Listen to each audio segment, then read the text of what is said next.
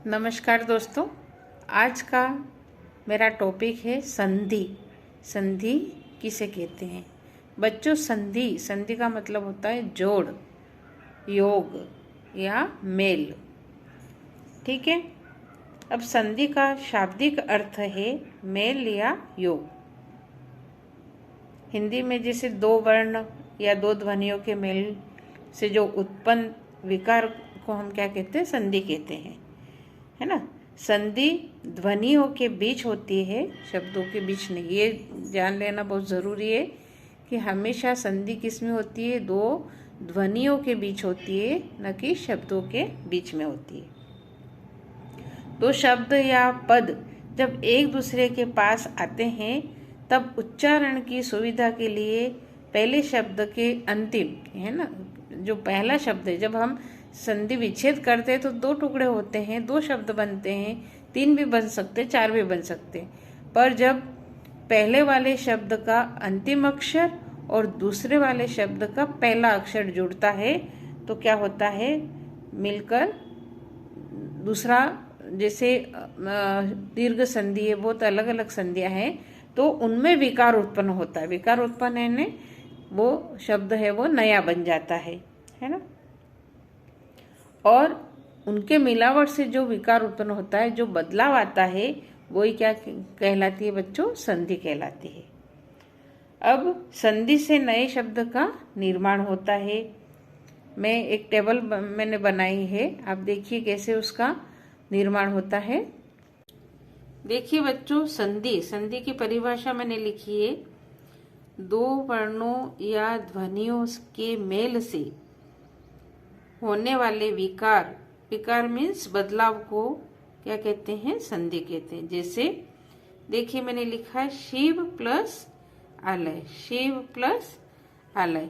तो शिव का, ये देखिए शिव, व में क्या निकल रहा है बच्चों? अ, और ये आ, दोनों मिलके अ प्लस आ बराबर क्या हो गया? आ की मात्रा।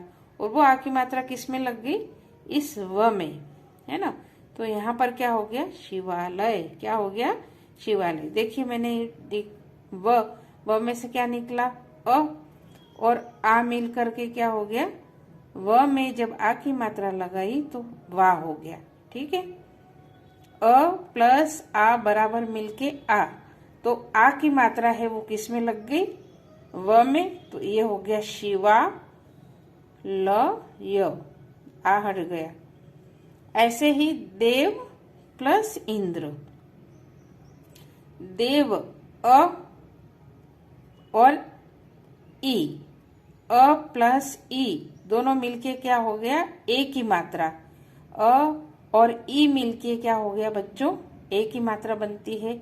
अब वो ए की मात्रा हम किस में लगाएंगे? व में। तो क्या हो गया? देवे, और ए हट गई, आधा न और द्र, तो क्या हो गया बच्चों? देवेंद्र, है ना। ऐसे ही उत प्लस नति, उत, उत में क्या बच रहा है? त हलंते, मतलब त क्या है बच्चों? आधा है ये उत। और उस आधे त का, ये त वर्ग का है, जब हम संधि करेंगे तो आधे त, इसमें कोई स्वर नहीं है बच्चों। आधा त मतलब ये, इसमें अभी स्वर नहीं है। और न, तो आधे त और न को मिलाएंगे तो क्या हो जाएगा? इस त वर्ग का पांचवा अक्षर हो जाएगा। तो त का पांचवा अक्षर क्या हो गया? त, थ, द, ध, न। ठीक है। तो त का क्या, त किस में परिवर्तित हो जाएगा? न में। और ये न ऑलरेडी है, तो यहाँ उ आधा न और नति, तो क्या हो गया? उन्नति। ठीक है। ऐसे ही मन प्लस रथ, तो बच्चों ये जो विसर्ग है, इसका हमेशा विसर्ग प्लस अगर पीछे र है तो विसर्ग का क्या हो जाता है? ओ की मात्रा हो जाती है ना। तो मन और विसर्ग का क्या हो गया बच्चों? अगर पीछे र है तो विसर्ग ओ में बदल जाती है, तो ओ की मात्रा किस में लग जाएगी? न में। क्या हो गया बच्चों? मनोरथ, ये हो गया मनोरथ। है ना। विसर्ग प्लस र बराबर ओ की मात्रा। ओ की मात्रा र में नहीं लगेगी बच्चों। ओ की मात्रा जो विसर्ग है वो ओ की मात्रा में बदल जाती है और वो ओ की मात्रा पहले वाले शब्द के अंतिम वर्ण जो वर्ण है उसमें लग जाएगी। तो ये हो गया मनोरथ। ठीक है। अब हम देखते हैं कि संधि के कितने प्रकार हैं। भेद मतलब प्रकार। संधि के कितने भेद होते हैं या संधि के कितने भेद होते हैं। तो क्या हो गया, पहला है स्वर संधि, दूसरा है व्यंजन संधि और तीसरी हमारी संधि है वो है विसर्ग संधि। ठीक है।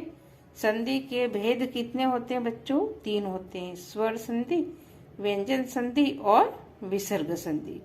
अब हम स्वर संधि की बात करते हैं तो स्वर संधि के भी बहुत भेद है। पहले हम इसकी डेफिनेशन जान लेते हैं कि स्वर संधि किसे कहते हैं। दो स्वरों के मेल से, मेल यानी जोड़ने से उत्पन्न विकार या रूप परिवर्तन को क्या कहते हैं? हम स्वर संधि कहते हैं। फॉर एग्जाम्पल, परम प्लस अणु। परम क्या हो गया? परम में म में अ की मात्रा है तो अ प्लस अ क्या बन गया? क्या बना बच्चों? आ। अ प्लस आ। ये सूत्र मैं अभी आपको समझाऊंगी कि अ प्लस अ है तो भी आ प्लस आ है तो भी आ, है ना। तो पहले ये समझ लो कि ये अ और इस अ को मिलाएंगे तो क्या बन जाएगा? आ। ठीक है। तो क्या बन गया बच्चों? परमाणु। गिरी प्लस ईश। गिरी में रस्व ई है और ईश में दीर्घ ई है, तो रस्व ई प्लस दीर्घ ई मिलके क्या हो गया? दीर्घ ई।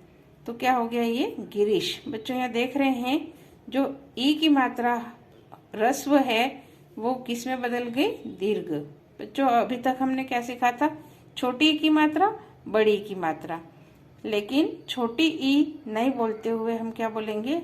रस्व ई और दीर्घ ई। ठीक है बच्चों। अब हम पढ़ने जा रहे हैं स्वर संधि के कितने भेद होते हैं। यहाँ तक तो आपको समझ में आ गया होगा कि स्वर संधि की परिभाषा क्या है। दो स्वरों के मेल से यानी दो स्वरों के जोड़ से जो परिवर्तन होता है शब्द में उसको हम स्वर संधि कहते हैं। दो स्वर होना चाहिए, है ना, और दो स्वरों के मेल से जो परिवर्तन होता है उसको हम कहते हैं स्वर संधि। ठीक है। अब स्वर संधि के कितने भेद होते हैं बच्चों? तो स्वर संधि के 5 भेद होते हैं। देखिए, आप देखिए, पहला है दीर्घ संधि, दूसरा है गुण संधि, तीसरा है वृद्धि संधि और चौथा है यण संधि। ठीक है बच्चों, आप रट लें कि स्वर संधि के कितने भेद होते हैं। स्वर संधि के 5 भेद होते हैं।